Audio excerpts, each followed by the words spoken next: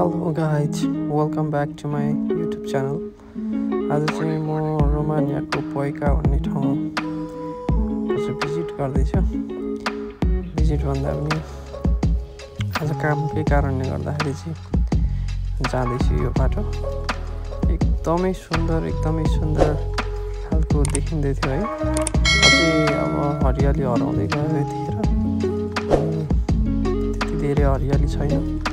हरियाली भएको समयमा अथवा हिउँ परेको बेला आउने हो भने चाहिँ यहाँ चाहिँ यस्तो बवाल भ्यू देखिने रहेछ है। अब फेरि एक्लै छु गाडीमा, साथीहरू पनि कोही हुनुहुन्न। तपाईँहरू पनि यो भिडियो हेरेर इन्जोय गर्नुहुन्छ होला, इन्जोय गर्नुहोस्। हेर्नुहोस् है त कस्तो छ, तपाईँहरूलाई कस्तो लाग्छ यसो सल्लाह सुझाव दिनु होला, कमेन्ट हान्नु होला।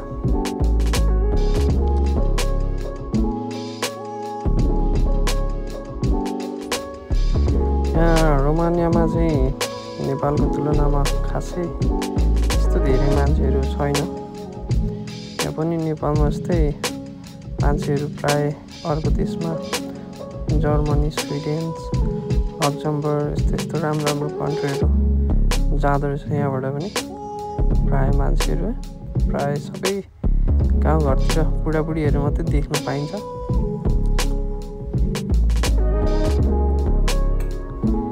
गाउँ रहेछ यो चाहिँ, प्राय एग्रिकल्चर हुँदो रहेछ साइडमा चाहिँ।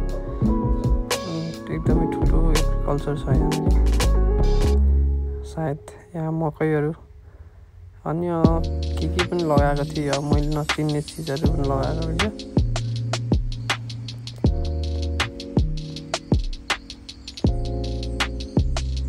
अब यो चाहिँ अब 1 महिना पछाडिबाट यो ठाउँमा हिउँ पर्छ।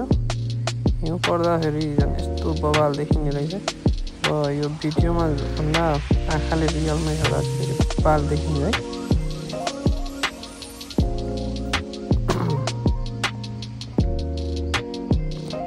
भिडियोमा चाहिँ त्यति वरिपरि सबै देखाउन पनि सकिएन। हेर्नुहोस् त कस्तो छ।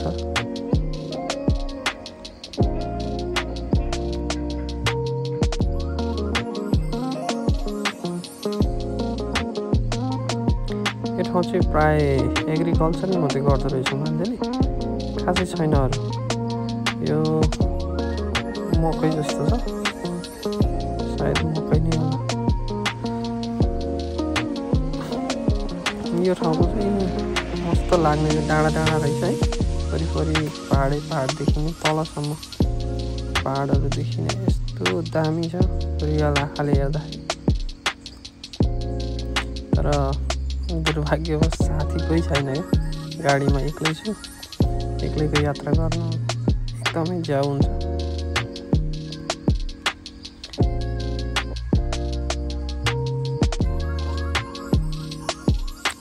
अब म पुग्नुपर्ने ठाउँ चाहिँ यहाँबाट लगभग 27 किलोमिटर छ।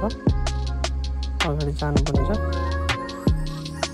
त्यस पछाडि त्यहाँबाट सामान लोड गरेर थार्गजु भन्ने ठाउँ जानुपर्ने छ।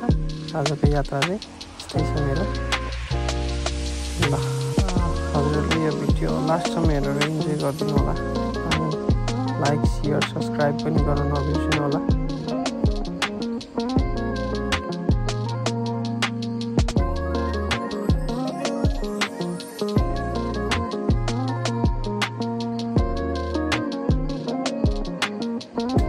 यहाँबाट चाहिँ यस्तो दामी गाउँहरू देखिँदो रहेछ। सानो गाउँहरू मात्रै रहेछ है यता चाहिँ। लगभग 10 मिनट 20 मिनट हिँडेर गयो गाडीमा। अनि त्यस पछाडि सानो एउटा गाउँ आउँछ, फेरि एग्रिकल्चरै मात्रै। फेरि अलिक 10-15 मिनट हिँडेपछि फेरि सानो गाउँ आउँछ। त्यस्तै छ यता।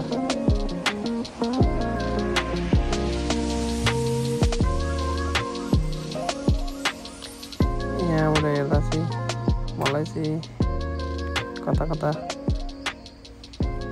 डिस्कभरी फिल्म डिस्कभरी हेरे जस्तो लाग्ने क्या। त्यहाँपट्टि चाहिँ भेडाहरू चराइराखेको रहेछ। अनि यतापट्टि गाईहरू पनि चराइरहेको छ क्या बिन्दास छ मान्छे यस्तो ठाउँमा पनि यस्तो खुसी भएर बसेको छ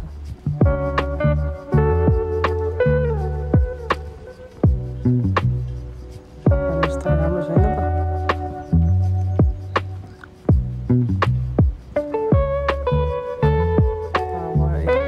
अप्ठ्यारो भइरहेको छ गाडी चलाउँदै देखाउन त सकेसम्म देखाउने कोसिस गरेको छु